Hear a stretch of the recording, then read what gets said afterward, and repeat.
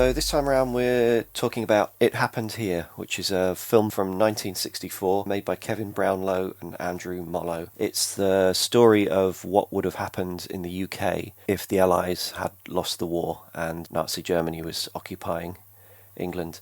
It doesn't travel into the future in the way that, say, Philip K. Dick's Man in the High Castle does. It's actually set in the immediate aftermath of the Second World War in 1945-46. Shane, this is the first time you've seen it, because I forced the DVD on you some time back. Yeah, I don't know. I just always was kind of hesitant to watch it. I don't know. It just didn't look like it was going to be a fun movie. You know, it's the Nazi occupation of England. It feels like it's going to be pretty bleak, and it is, but it's also, you know, really watchable. I don't know if that's the right word, but, you know, it's gripping, and, Yes. you know, I don't know if entertaining's the right word, but it definitely stimulates you as you're watching it, you know, and that maybe now looking back on it, you don't feel that the newsreel footage has been faked, like it's fake archive. It just all feels very authentic, and I think maybe for a modern audience, that's why it has slightly more of a chill to it, because it seems much more realistic now.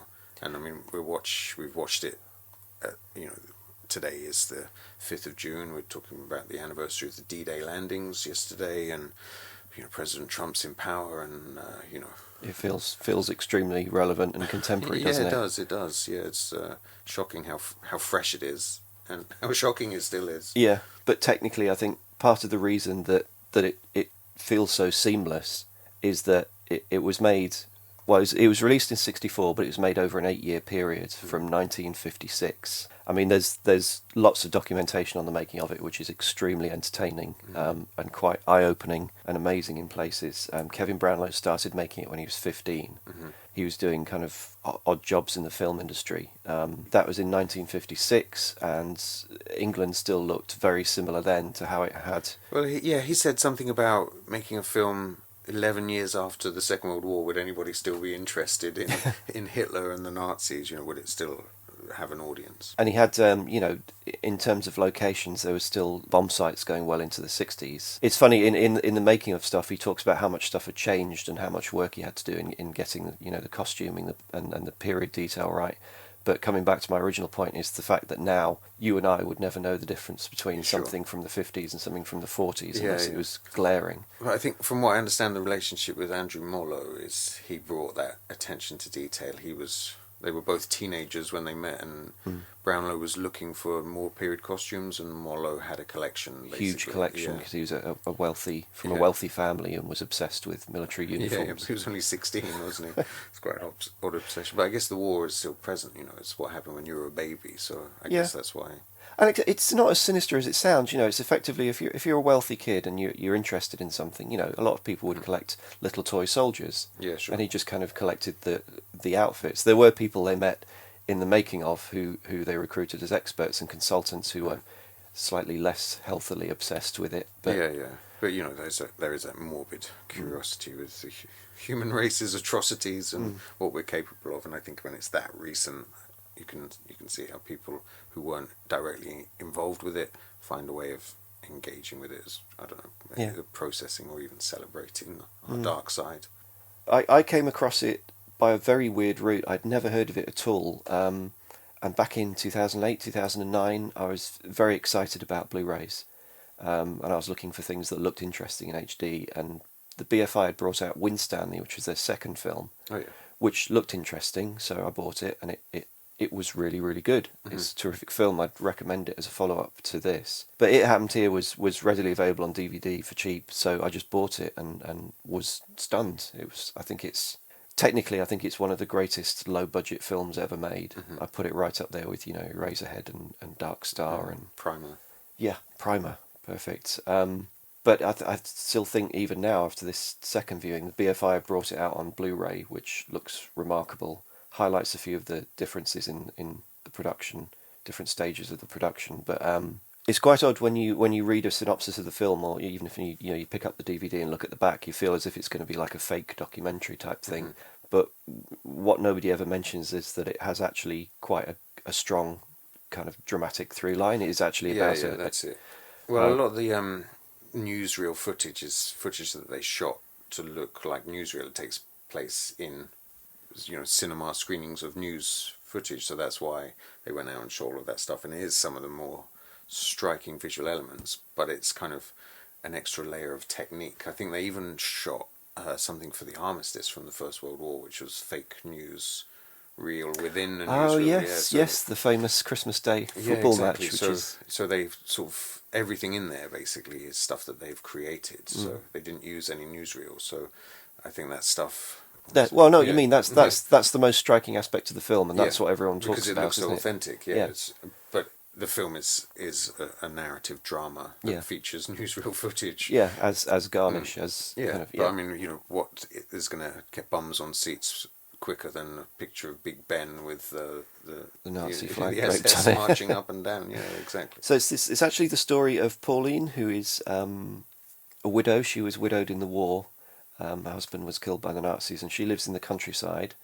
Because most of the fighting from English partisans is taking place in the country, and London is effectively a secure, demilitarised zone for the Nazis, people are being evacuated from the country into the city. And she's a district nurse, and she's left behind in the evacuation with a handful of people who are then, unfortunately, slaughtered by the partisans, by the English. And then she's eventually travels to London and has to weigh up her moral choices between collaborating and becoming a nurse working for the Nazi organisation, or whether to abstain from doing that and not have a living. Well, I think what's really clever about the film is that it kind of shows an occupying force as being completely in control. You don't feel like... I don't know if you've seen pictures of Paris under the Nazi occupation, and it just becomes a German city, and I think they do the same in this film with London, and it's very credible that there's that much power and authority. And I think there's a line around this kind of period in the film where they say basically we fought a war and we lost. Yeah. So that's it. Like, we're the vanquished, and this is our lot. It does make some quite sly points about, and this for me is how the film is quite pertinent today, about how a certain kind of English character would fit in quite well. Yeah. There's when Pauline eventually decides to become a nurse working for the occupying forces, she goes to an interview and she says, I haven't quite decided yet. It's an English girl interviewing her. She says, you accept our decisions, we don't accept yours. And you think, yes, some people would fit into this, I think, quite nicely. I think the period when they started making the film, you obviously had a fascist movement in England that was proudly fascist. Yeah, and I think from the 60s you had the National Front and so on and so forth. It's not... Yeah, black shirts. Yeah, that's it. I think always society is being pulled left and right by the need to feel stable and secure in your home, and that's, the vulnerability that we all have as humans. It reminded me of... there's a book I read some years ago, A State of Denmark, which was published in 1964 by Derek Raymond, which is about... It's not directly about an English fascist state, but again, it's a very timely book these days. It England has become a fascist country because a kind of a strongman ruler has eventually become the prime minister or the ruler of the country, and it's told from the point of view of a journalist who upset him in his ascent to power, and he's now fled the country and is living as an expat in Italy. Oh, right, okay. But the fascist ruler of England has, never forgets his enemies. Yeah, sure. And puts extreme political pressure on Italy to send him back. Yeah. And he's sent back. And what I'm ramblingly getting to is that there's a section towards the end of that where he ends up back in England and he's being escorted back to London. And some of the characters of like the English soldiers, they seemed broad and far-fetched when I was reading it at the time, but these days it doesn't seem that broad or far-fetched, the way that some people are willing to just muck in and be told what to do. Yeah, but I mean, here's the thing, I was in the military for 8 years, and generally you go in as a teenager before you've developed any political ideology or understanding. They take you straight from school. Well, they don't take you, we volunteer in this country. And then you put the uniform on and you believe in the hierarchy, in the structure, that you are serving the will of the government, and the government represent the people and they're elected democratically. So, I think most servicemen without the sort of influence of the media, generally are apolitical. Mm. And I think you just believe in the hierarchy. You believe that you're doing the right thing because you've volunteered. And I'm sure the Germans on the other side, there's plenty of German soldiers that were unaware of the atrocities being committed by their country and just thought they were doing the right thing. Oh, I respect that, but what I'm trying to flag up, I think, is the opposite of that. I think there's civilians that quickly... there's people who are kind of quite snide of character, prejudiced and unpleasant people who in England or in any country that's being occupied, who will quite comfortably slot into that. Yeah, sure. Pauline comes to ask another character for help illegally. Another nurse is working in her hospital, and that nurse immediately gets up and goes and reports her. Yeah. And you just get the feeling that is something in her character, because this film's really good with characterization. You get very sympathetic people, on both sides of the spectrum. You get people who are sympathetic and people who are. Well, I think some of the criticisms at the time were how much it humanizes all of the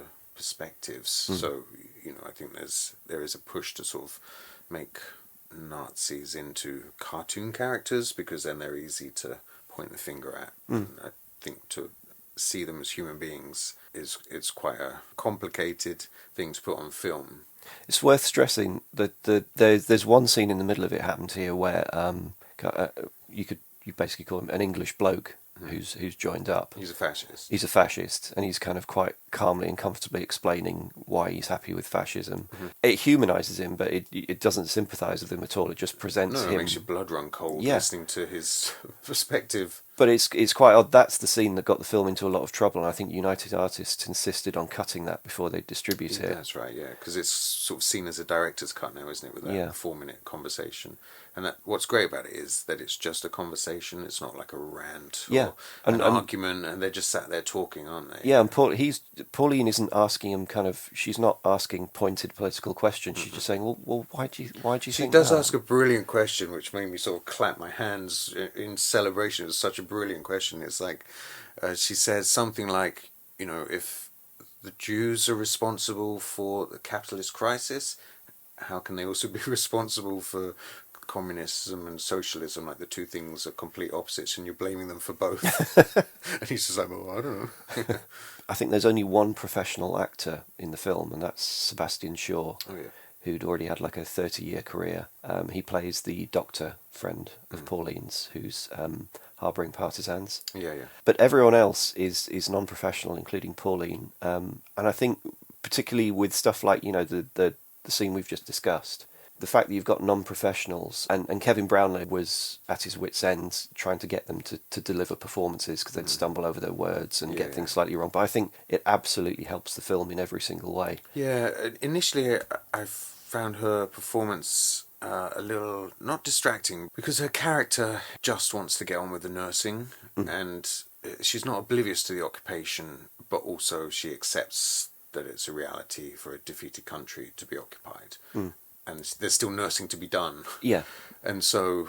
well, that's a conversation she has with the doctor, because, again, one of the things I like about the film is that it doesn't present any point of view unquestioned.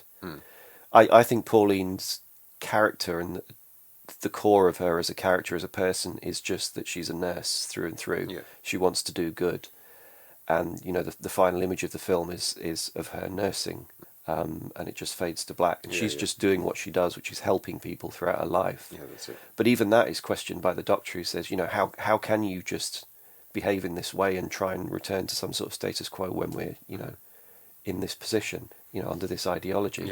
There's no kind of point of view that's left unquestioned or left to just hang there as if an argument's been settled. Yeah, and I mean, spoiler, but in the end, the partisans are fighting back, and the Nazis are pushed out of the country, but quite easily it could have just gone the other way, that became normality, and that was it for generations. Even so, it's interesting you flag that scene up. It shows the partisans rounding up the Nazis from a village, reclaiming a village. And then they, you think, okay, great, the forces of good have prevailed. Yeah, that's it. And then they round them up in a field and machine gun them. Just execute, and it's really brutal. Really, it's really as brutal unexpected. As anything else that we've seen. I think it's a film that, like, there are, like, really visceral, brutal moments, and then we're at the back working towards the front, but there's a sequence ahead of that where Pauline ends up working in a lovely country hospital, and that whole sequence yeah, is so beautifully put together. yeah, they're bringing in Eastern Europeans that have fled the conflict, and I think they're miners or something, aren't they? yeah, but they're there to be workers. inoculated, aren't they? Yeah, they all have TB, and That's it, it's that's a it. TB hospital. So they're there to recuperate Yeah, before they that's go it. back It's her to work. first night. She arrives fresh off the train, gives out some inoculations, go to bed, and then she wakes up in the morning and the hospital's empty. And the inoculations were Euthanasia, not that, yeah. exactly. And then she finds, I think they're digging the graves in the garden, and it all clicks into place for her, doesn't it? What's happening? And then I think she leaves to be with the partisans. She refuses to do that, and she's sent in handcuffs on a train, which is then right. attacked. It's attacked by the partisans. By the partisans, She's so sort of liberated, isn't she? Well, she's taken into custody. She's effectively imprisoned because she's a sympathiser. She's working for Yeah, that's it. the occupiers, but then she's given the opportunity to nurse the partisans because they're short of nurses. Yeah, that's it. So she can continue through circumstances just doing what she can, regardless of what side she's on. She's helping people. Yeah, that's it. I think by the end of the film, you understand her as well. I didn't initially get her performance. It felt like a silent movie actress or something, but I think her journey from Salisbury into London under occupation and then back out to the countryside with a different perspective. I think if she hadn't been so calm and had been more reactionary, then it would have just made everything too heightened and dramatic. And Yeah, her calmness is actually what allows us to access the atrocities. Yeah, and it helps that she's an older character. She's in sort of early middle age. Yeah. And it's you can imagine the. It's about 21, isn't it? in the 60s. You can imagine perhaps today it would be a young person who's experiencing all these atrocities for the first time. And it would be melodramatic and over the top. But this kind of quiet, almost resignation of somebody who's already lived a little is a lot more. And suffered grief and, had seen the bad things that the world has to offer already. And understands that just surviving that is kind of is good enough. It's quite interesting what you said just a bit earlier about a performance, about it being kind of turning, reacting, that sort of thing. I think a lot of that, and again, I'm not going to go into massive detail about the making of the film because you should buy everyone in the world should buy the Blu-ray from the BFI, and also Kevin Brownlow published a book about the making of in the early 70s called How It Happened Here, which is still available and you should read it. Yeah, it's a really good book about filmmaking. I mean, there's a whole sidebar about him as a film historian that we should come back to. But I think in terms of technique, because obviously it was made at weekends on a borrowed 16mm camera, a lot of the early stuff in the film, and it was filmed kind of effectively chronologically, is shot 16mm, and the filmmaking's quite rudimentary. I don't know, man. There's a few flashes in there. There's a scene where, in the first 5 minutes where they're hiding in the dark and you hear a wagon pull up and the camera crashes into each of the faces of the people hiding in the dark. I'd say it was ambitious, but... Yeah, I really liked it. It really sort of... You But could feel that, he's... Again, we can talk later about his work as a film historian, but, he was friends with Abel Gance, one of the greatest filmmakers that ever dared to pick up a camera and make art. So you can feel that Brownlow wants. Yeah, I mean, there's ambition there, but the technique hasn't quite settled. And there's also rudimentary stuff like, there's no overlapping dialogue at all. It's kind of cut, talk, cut, reaction. And it's only a little later on where there were some years into the production, shooting at weekends, where some funding came through, and they hired Peter Sushitsky, the fabulous DOP. It's his first feature. Yeah, right. And his father was a cinematographer, wasn't he? Yeah, Wolfgang. He did Get Carter. Get Carter, and he continued working right through till the 80s, 90s. And I think his son, Adam Sushitsky, is also a cinematographer. Yes. He did, I think, quite a lot of commercials, and I think he recently did some of the best episodes of Fear the Walking Dead. Okay. Anyway. Best visual episodes, I should say, for Fear the Walking Dead. And yeah, so Sushitsky insists on shooting on 35mm, and it's just that the point I'm trying to make is that some years into production, they've Yeah. obviously learned a lot technically, Yeah, yeah. and the film becomes steady and measured, and the Yeah. filmmaking tends to work a lot better as a result.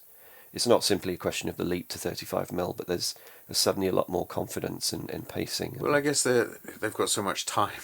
You know, Yes. he talks about it being like a year between shots. You know, in some places, and I think to have that material and to be going over it and thinking about what you're trying to say and Planning very, seeing the very world carefully. change as well, all those steps forward. I think it may have been frustrating in the moment, but I think it informs the film. You know, so you do get that powerful ending that resonates, and you know, I think once you've seen the film, it's not something that slips into the deep storage of film viewing. You know, it's something that's, I think, Stays with you. stays Yeah. with you. Yeah, Yeah. and it's an impressive achievement, powerful bit of storytelling. So Pauline gets to London and joins what's called the Immediate Action Group, which is, I guess, the new name for Emergency services. Yeah, that's it, and everything that kind of falls under that blanket. And when she joins the medical branch, I think they say to her something like, you know, if you're not a nurse with us, you're just a nurse with an empty stomach, meaning that she's not going to work, essentially. So she joins the medical service, and then the guy that interviews her takes her to the pub. Yes. And promptly gets beaten up by a load of civilians who, you know, take umbrage, obviously, at the occupation. Yeah, riot starts, doesn't it? Yeah, that's it. It really kicks off, and it's pretty sort of dynamic. And then after that, she's kind of into her immediate action training. It's a very well put together sequence. It's like a training montage, really, Yeah, isn't yeah. it? It's a combination of practical training and ideological indoctrination. Yeah, yeah. There's a fairly lofty lecture by, I can't remember the actor's name, he actually played Winstanley in their other film, Winstanley, about National Socialism. What I really liked about this sequence is that it doesn't show her as the odd one out. You know, her and her peers are all kind of decent people. You know, they've just put on the uniform so they can continue serving the people. Yeah. And they're not kind of goose-stepping around or becoming Nazis. They're just working together. Yeah, that's it. And then, you know, they want to get the job done and keep helping people. And, you know, if this is our new leaders, you know, I guess... Doesn't really make a great deal of difference. No, You're just running around and jumping on an ambulance you know, and nursing. You're a nurse under Obama and you're a nurse under Trump. You know, it's just whoever's in power, isn't it? Yeah. Again, you do get kind of little suggestions of the different temperaments of different people. There's the conversation we mentioned before, which is between, you know, a lot of them sitting around in their downtime and they happen to discuss Jews and that's the Nazi ideology with somebody who's a little bit more enthusiastic about it. Yeah, that's chilling. But I think what's quite clever about the film is that we know that Pauline isn't really a fascist. Yeah, But she's wearing the uniform, and what we do see is when she's finished her training and she's in the streets of London, we see civilian reaction to the uniform. Yeah. You know, people looking at her. And it's quite carefully withheld, isn't it? Because you have a long sequence of the training and everything and getting to know, and you think, okay, this is everyday life, and then you realise it's not going to be that for her. Yeah, exactly. And when she visits her friends, she keeps her coat on. Yes. She doesn't want them to see the uniform. Yeah, she goes to visit old friends, who's the doctor and his wife, who we realise she's lived in London previously and then moved to the country, and these are friends that she knew from back then. That's it. Who's still working as a doctor, but not for the regime, I think. Yeah, and they've lost their big house that's been taken over by Yes, they've been given German the officers, basement and they're in the part basement, of aren't it. they? Yeah, and then right. later we find them harbouring a wounded partisan, which is another great scene. And this is where Sebastian Shaw, the actor, comes in playing the Doctor Friends. He's the only professional actor in it, and his performance seemed a little polished compared to, I mean, obviously it would be. Yeah. But he seemed slightly odd. Yeah, slightly unnatural, isn't it? And according to the making of, he was the only person who had difficulty remembering his lines. Right, okay. It was terrible to try and get a proper Always performance the out of him. professionals, isn't it? I think the film's really good at presenting a kind of convincing surrender for England. You know, this idea that, okay, it's done, we lost, we crack on and, you know, do our best in this situation. I saw a documentary when I was at film school called The Sorrow and the Pity, which was about the Vichy occupation. Yeah. And how there were plenty of collaborators there, and And then suddenly the occupation ended, and the collaborators were still living in the town, and Yeah. everybody knew. There's another really good film from 2000 with Monica Bellucci called Melina. Have you seen that? No. It's Giuseppe Tornatore, and it's one of those films that's really clever. It's about a young boy obsessed with a beautiful woman in the village, and then there's an occupation, and she's a collaborator. Oh, I remember it coming out. And then it just, it goes from this beautiful Italian boy, childish obsession to and then I mean, it's brutal by the end. It's so upsetting. I haven't seen that one, but what you were just saying made me think of Ada, which is I haven't seen that. the previous film by Pavel Pawlikowski. Apologies if I've mispronounced that. That has a subplot. It's about a young woman about to take her vows and become a nun, but she is encouraged to take a little time off and consider it by the Mother Superior. Good advice. Yeah, in post-war Poland. So she goes and lives a little, but then this subplot emerges towards the end, where you suddenly realise the scope of Polish collaboration in the Second World War. There was a fair few anti-Semites, and when the Jews were exterminated, they were quite happy to live in their houses. She goes to visit her family's old house and finds it still occupied by one of the villagers that she used to know has taken over the house and refuses to give it up, even years after the war. Yeah. But how it's not like everybody has just given up. There's still this sort of underlying threat of resistance. It balances out quite nicely, because you have that scene as well. It kind of is, how can I put it? When we're with her, we're kind of in the middle of the propaganda machine. They go to the cinema to watch the news, because obviously it's before TV. And very, very clever sequence with the newsreel as well. Yes. You mentioned it before, the faking the armistice fantastic, football match from the First World War. And all of those shots of London under occupation are really convincing.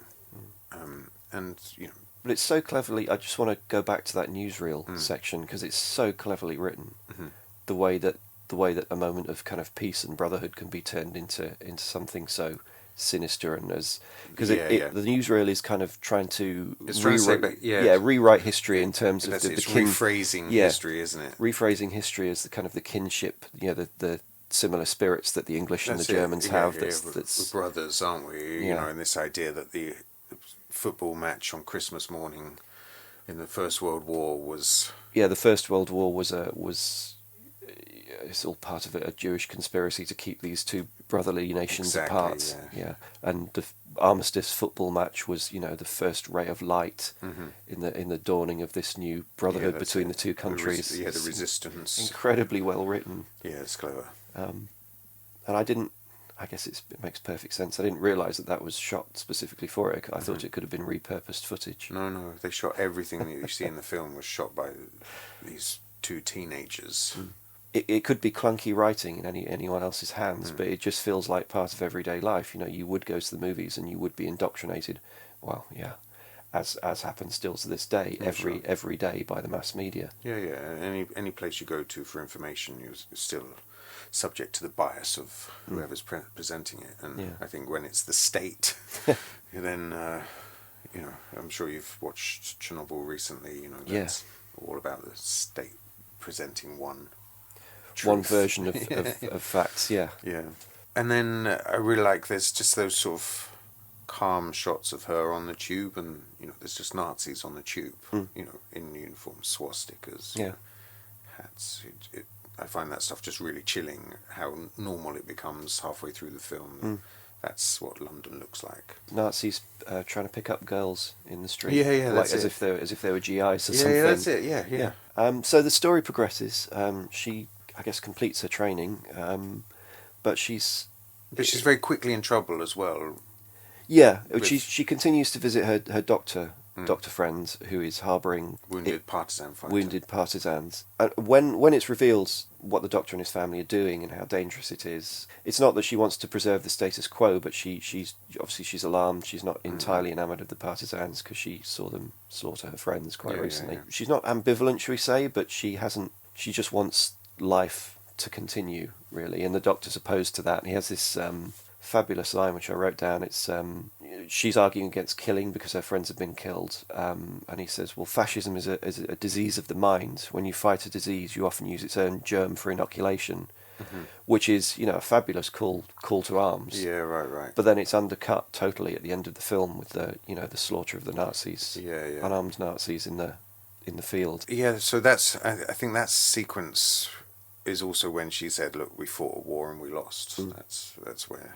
But she does. She's not. She does agree to help. She's still conflicted. Yeah, that's it. Because ultimately, she's a caregiver. Yeah, and that is unfortunately what sets the next chain of events off. Is that she goes to a colleague. She's asked to get morphine for the kind of the wounded partisan in the basement who's screaming in pain and endangering him. She's asked to get morphine, so she goes to work and asks a colleague, who immediately gets up and goes and reports her. Yeah, that's it. Which is another of those little. It's very much part of human nature to become part of that machine. And, Yeah, completely give in to the hierarchy. Yeah. So she flees before she gets up and leaves. I think, does she return to warn her friends? Yes. And it's at that point they're being arrested and let off. That's it. They're being marched out, aren't they? And then I think immediately after that she's sent out of London to work in the hospital. And it seems like a utopia after the turmoil of the city to turn up at this leafy country house. It's beautiful. Birds are tweeting. It dwells on all the details. Yeah, I mean, this it almost feels like it's in colour. Yes.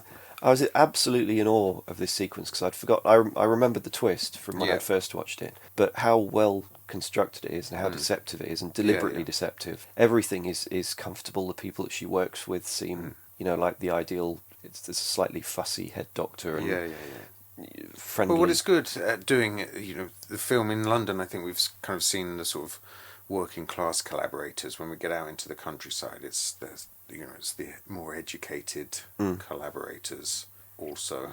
Yes. We later discover. Yeah. Or it's not necessarily collaborators in the moral sense. Again, these are just people who are, even though they're doing something hideous, they think it's just part of the everyday routine now. Well, I think none this, of them. This is this is executions though. This is it's different to still doing your milk round or something like that. Yeah, or delivering the post. Yeah, exactly. Yeah. But yeah, I was absolutely in awe of how well put together this was and how good of a misdirection it was. Yeah. I remember not seeing it coming, but the second time around, it was like the sleight of hand here is so good. And it's clever because she's so keen to jump in and help people that she starts slamming needles into people, and then as she's drifting off to sleep, I think the radio is talking about the Americans coming as well. So we feel like this is like. It's going to be a big positive shift now, and this is kind of a peaceful epilogue before we have some kind of redemptive conclusion. Yeah, where we see the planes coming in or something like that, and parachutists. But instead, no, she wakes up in the morning and the hospital's empty. She's participating in executing her own patients, which is, I think that kind of, and again, by this point, I know I'm praising the actress and the lead character so much it feels like I'm in love with her, but you've lived with her so long that you really do feel the absolute moral betrayal of what she's had to do. Yeah. So then we cut to her kind of handcuffed on a train. She's obviously, just from that one image, she's obviously refused to do this anymore. It's being escorted back to London, I guess. Yeah, probably. And we have a couple of flashbacks, kind of obviously explaining what's happened, confrontations, but you don't get a big confrontation scene or a lecture or anything. You just kind of cut to I can't do this. I'm not doing this anymore. And at that point, the train's attacked by partisans, and she's, again, you realise she's on the wrong side of history at this point. She's imprisoned by the partisans, who are they American? Some of them. I think there's an American giving like a strategy planning session, but I think they're mostly Brits. Mostly Brits, yeah, and they seem again, this film keeps misdirecting you, and you think that you've settled into like a moral certainty, because these troops all seem like down to earth, aren't they? Yeah, well, they just seem like down to earth, quite chummy English guys, English blokes, and then later on, once they've captured the village and slaughter all their prisoners, you realise you've had the rug pulled from under you again, and there's no certainties here. Yeah, that's it. Yeah, there's brutality on both sides. Mm. We could talk, I guess, a little bit about Kevin Brownlow. Do you know much about him? How did he?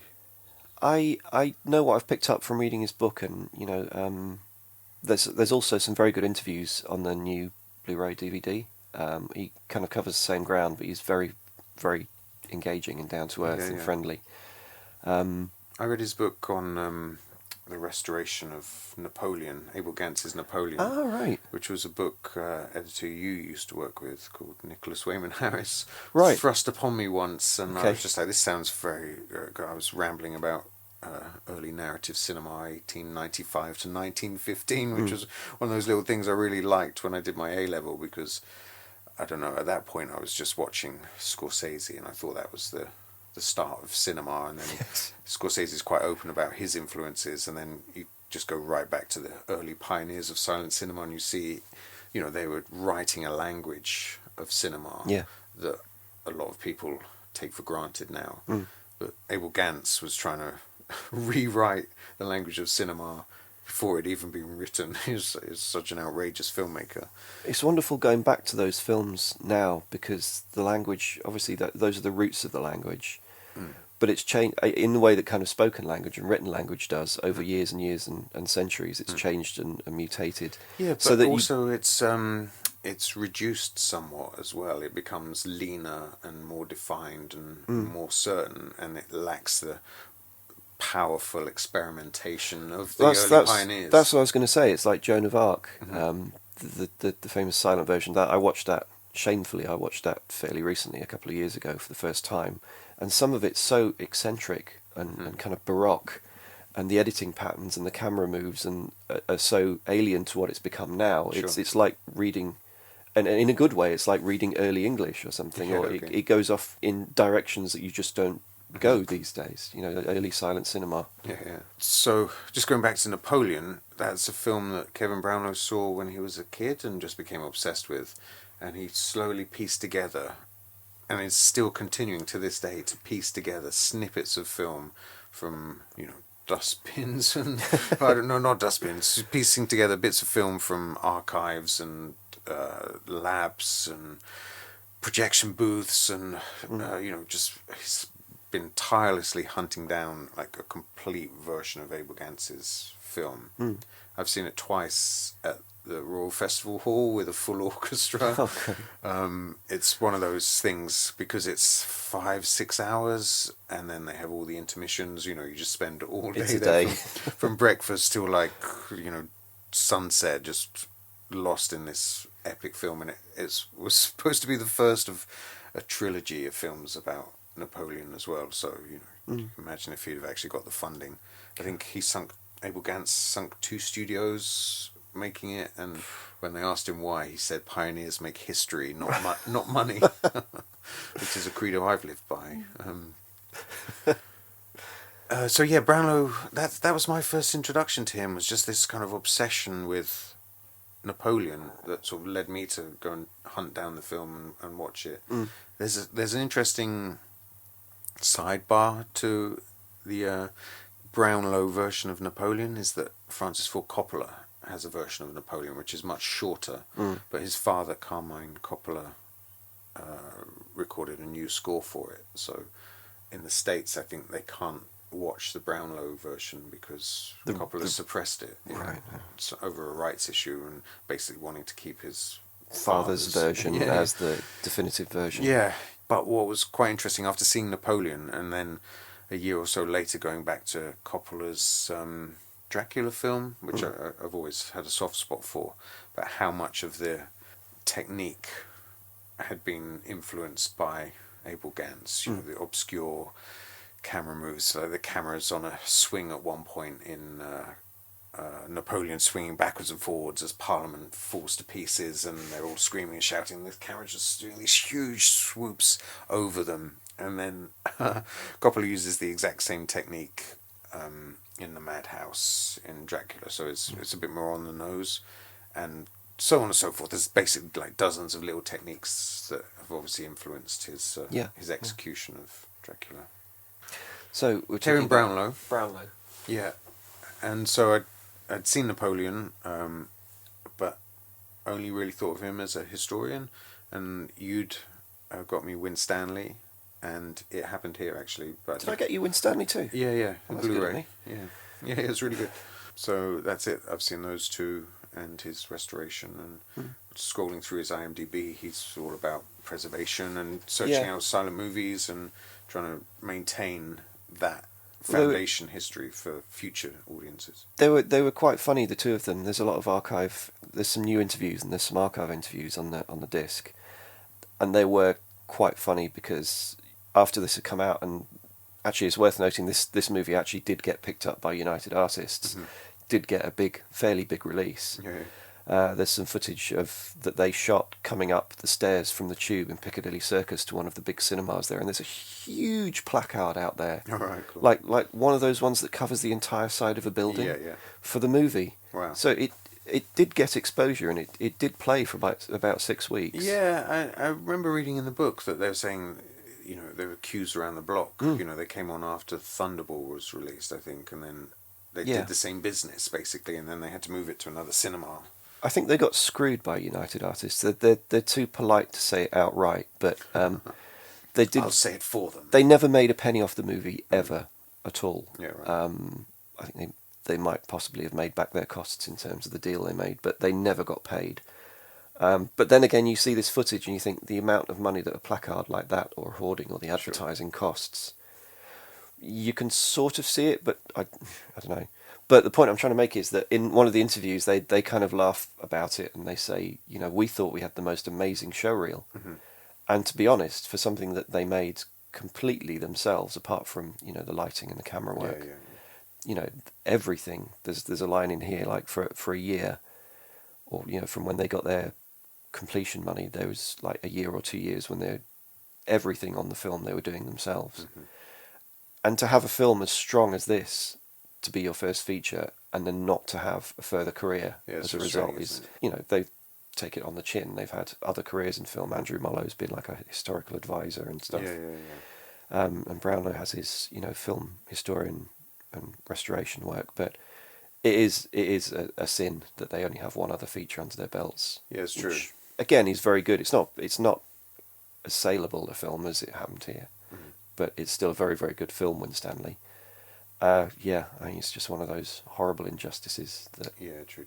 It didn't catch Do you on. think because at the time it was all kind of CinemaScope and biblical epics and all of that kind of stuff coming out of? But you wouldn't have thought no, so. Here it was still pretty raw. Yeah, for 64, there's still there's kind of like the French New Wave of shooting in 16mm. There's a lot of black and white. Cameras are getting smaller and lighter. There's Richard Lester shooting kind of raw films here. Wasn't Peter Watkins Kevin Brownlow's edit assistant? He was involved in it in quite a few different ways. I think he's in one of the shots as an actor and advisor. I can't remember clearly, and I would suggest everyone just read the book. And didn't they get short ends from Dr. Strangelove? Yes, they met Stanley Kubrick at, I can't remember what it was. It was a script, but Kubrick was there, and they got talking, and he said, how are you doing for film stock? And he said, well, it's incredibly expensive. We can only afford it from now and then. He says, well, here's what you do. You contact my secretary tomorrow, and they'll arrange for you to have all the short ends from Dr. Strangelove. And that was, a huge chunk of the 35mm they had to, which is a really nice Kubrick story. Yeah, it's really nice. Somebody who comes across often as quite cold and distant. It's a lovely story. And then did Tony Richardson support the sort of closing year of the film's production? Supported them right through from seeing some of the early footage. He backed them and backed them really hard. Because didn't Kevin Brownlow edit The White Bus? That's right, yeah. Yeah, that short film that was part of Red, White and Zero. Yeah, I think Woodfall Films got... Because Kevin Brownlow was working in the industry. He had a day job in the industry at the time, and he was in touch with people like Tony Richardson. And I think he was working on that. Yeah. The film is credited with two directors, even though Kevin Brownlow started it. He's shared his credit with Andrew Mollo, who came on, we mentioned, when Kevin Brownlow was looking for military costumes and found an avid teenage collector. And Andrew Mollo went on to have a career as a production designer and also a military consultant. So, as a military consultant, he worked on Dr. Zhivago, The Eagle Has Landed, but also The Keep. The Keep. The Keep, yeah. And so I guess his collection went to good use yeah, there as well. And The Pianist. Right. Okay. But then he was also a production designer. But he basically did all of the Sharp films, with Sean Bean. Oh, right. Okay. Sharp's War, Sharp's this, Sharp's that. He did like 14 or 15 of those as production designer. So he definitely stayed in his sort of period wheelhouse. Oh, that's good. Yeah, it's really nice sort of story, isn't it? To hear this teenage boy obsessed with something turn it into a career. Made it into a career, yeah. So I guess customarily we have to sort of wrap this up and nice awkward conclusion. An awkward stitched-on conclusion. I am blown away by this film. It's not something like this that I've lived with for years. I watched it way back about almost a decade ago and thought it was very, very good indeed, but then kind of shelved it slightly, and then watching it again for this, I'm absolutely stunned by it. I rank it very, very highly and would recommend that everybody watch it. Yeah. I mean, at the point of it's chilling. I just think it's I don't know. I'm reluctant to call it anything other than a drama, but this. Yeah, at the risk of what some people might perceive as shoehorning politics into a film discussion, we are living in times when it's becoming dangerously right wing around the world, and and we've ignored the warnings that artists such as this have given us. I think that's also part of its appeal, is just to be like, come on, you have to listen. Yeah, I think it's it works as an extremely thought-provoking and competent, sounds too hard a word, but it's a very, very good drama, but it also has some important lessons. Yeah, that's it. But it doesn't preach, it just shows you a world, asks questions from every side. That's sort of fascinating and spectacular in its authenticity and sort of grounded in reality. Yeah, I think it's just a really great, important piece of British cinema.